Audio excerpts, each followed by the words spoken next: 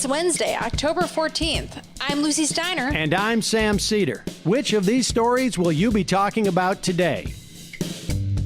It's Amazon Prime Day, or Prime Week. Whatever big sale event the e-commerce empire is driving this year. And guess what that means? More workers getting churned up through workplace safety and coronavirus exposure. Meanwhile, the Supreme Court sides with the Trump administration and allows the census to be cut short, a move which will likely sabotage Democratic voting power in the future. And lastly, Minnesota officials have linked at least 24 cases of coronavirus to people who attended campaign events in the past month. And you'll never guess whose campaign was responsible for the vast majority of them. You are listening to Majority FM's AM Quickie, and these are the stories you need to know.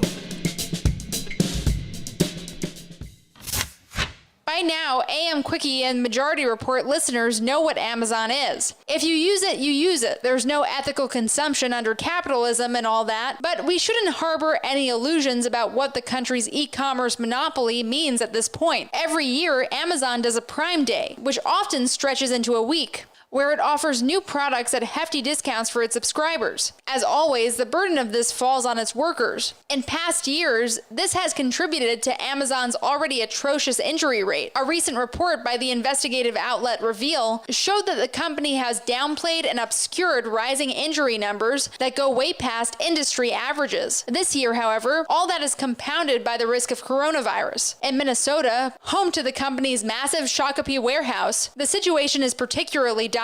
The Minneapolis Star-Tribune reports that at that facility alone, more than 200 employees have fallen ill over the course of the pandemic. Amazon's response, of course, has been barbaric throughout. They fired a warehouse worker, Chris Smalls, early on in the pandemic for speaking out about working conditions. And in Shakopee, the Star-Tribune reports that more staff members recently walked off the job after a worker who tested positive was fired for, quote, time-off task violations. The company claims it has all the high-tech solutions in place to protect workers, but we know what all of that's worth. They're there to protect the company's bottom line and its public image, the most important things it owns. The Supreme Court, now with a 5-3 conservative majority, sided unsurprisingly with the Trump administration on Tuesday, allowing the administration to shut down the 2020 census count early while court proceedings continue. The court's decision is a bit complicated procedurally, so we'll sketch this out in broad strokes. The Trump administration is using some arbitrary deadline to say that it needs to shut the census count down ASAP. The work is behind, of course, because of the pressures of the pandemic. Trump, or more accurately Stephen Miller, wants to shut things down as quickly as possible because doing so would allow them to exclude undocumented immigrants from the population totals submitted in the results. This would effectively make the census inaccurate. But more importantly to Republicans, it would mean that the population totals that govern the next 10 years of the House seat and federal funding appropriations wouldn't include undocumented immigrants who live disproportionately in Democratic districts. Justice Sonia Sotomayor dissented, saying that, quote, the harms associated with an inaccurate census are avoidable and intolerable, unquote. But there's not much she can do with such a strong conservative majority, which would get even worse if the GOP manages to confirm Amy Coney Barrett. Hey, Majority.fm's AM Quickie is fueled by JustCoffee.coop. Just Coffee is a worker-owned coffee roaster based in Madison, Wisconsin that has sponsored the Majority Report for nearly a decade. Check out their collection of fair trade roasts, including our own Majority Report blend. And regardless of what you order, receive 10% off of your order when you use the code MAJORITY at checkout. All shipping, of course, is free. That's coupon code MAJORITY at justcoffee.coop.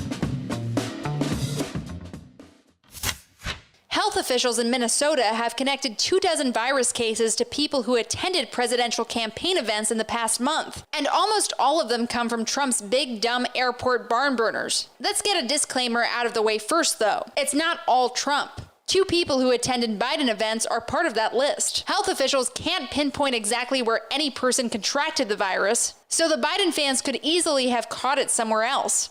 Granted, so could the Trump supporters, but Come on, massive maskless rallies? What did you think was going to happen? Also of note, 4 of the cases aren't from Trump supporters, but of protesters who went to one of his rallies to demonstrate. And some of the cases in general are pretty severe. The Duluth News-Tribune reported that 9 cases have been linked to Trump's rally in Bemidji. Of those, 2 have required hospitalization and 1 required intensive care. Cases across the state are rising as well, with average new daily case counts topping 1,000 for more than a week. Meanwhile, on a call with press on Monday, the president openly endorsed the anti-scientific view that herd immunity will halt the virus without a massive wave of deaths. This should go without saying, but if Trump comes to town, maybe give it a pass.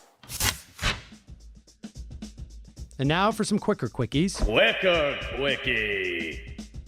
A new report by the New York Times visual investigations team found that Michael Reinl, an anti-fascist protester who shot a right-wing militia member in Portland, may not have brandished a weapon at police before he was shot to death, as authorities previously claimed.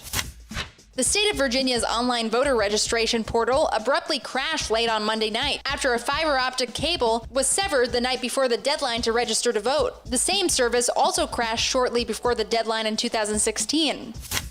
A quick check-in on the Amy Coney Barrett hearings. During day 2, Amy Coney Barrett refused to say she would recuse herself if the legitimacy of the election came before the court, and downplayed her hardline stances on abortion, healthcare, and gay marriage. She's certainly going through the motions to make herself palatable, but it's pretty easy to see who she's really looking out for.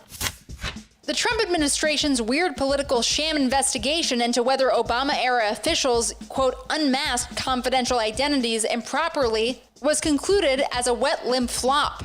The prosecutor appointed by Attorney General William P. Barr to review the case completed his work without finding any substantive wrongdoing, something that will surely give Trump more to scream about on Twitter. Quicker Quickie. That's all for the Majority Report's AM Quickie today. Stay tuned for the full show later with Sam.